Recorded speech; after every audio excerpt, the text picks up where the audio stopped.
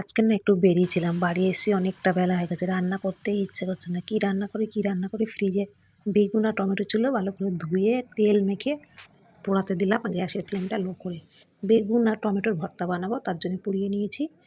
Fridge খুলে দেখলাম কয়েকটা মাছ রয়েছে, তো ভাবলাম মাছটা একটু ভেজে দিলে তো আরও টেস্ট বেড়ে যাবে। বেগুনটা এভাবে পুড়বেন এবং টমেটোটাও পুড়বেন যাতে খোসাটাও উঠে যায় আর ভেতরটা যেন না পুড়ে যায়, তাহলে কিন্তু টেস্ট হবে না। মাছটা নুন হলুদ মেখে ভালো করে লাল করে ভেজে নিয়েছি। ওই তেলে আর একটু কয়েকটা শুকনো লঙ্কা আর কয়েকটা রসুনের কোয়া ভেজে নিলাম। টমেটো আর বেগুনটা ছাড়ানো হয়ে গেছে। মাছটা কিন্তু কাঁটা ফেলে ভালো করে ছাড়াবেন, না হলে ভর্তায় থাকলে কিন্তু সরু সরু মাছের কাঁটা গলায় বাঁধলে আরেক সমস্যা হবে। তো মাছটা কাঁটা বেছে আমি ছাড়িয়ে সুন্দর করে নিলাম।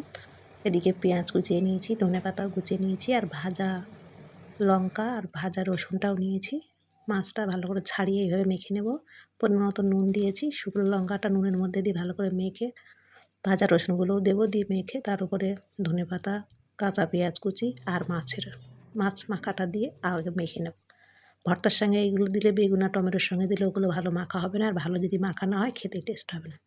তার উপরে দেবো টমেটো আর বেগুন পোড়াটা, দিয়ে বেশ ভালো করে মেখে সর্ষের তেল দেবো। আপনারা চাইলে ভাজা মাছের তেলটাও দিতে পারেন, সর্ষের তেলটা দিলে বেশি স্বাদ হয়। দিয়ে বেশ ভালো করে মেখে নেব। মাখাটা যত বেশি ভালো করে চটকে মাখবেন তত কিন্তু টেস্ট হবে।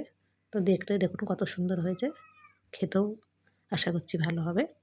তো আপনারা বাড়িতে এইভাবে বানিয়ে খেয়ে দেখুন, সহজ সুন্দর একটা রেসিপি। আইলা এ তো দারুণ স্বাদ, খুব সুন্দর হয়েছে। আরে আপনারাও বানান খান, এত সুন্দর হবে ভাবিনি। দারুণ লেগেছে।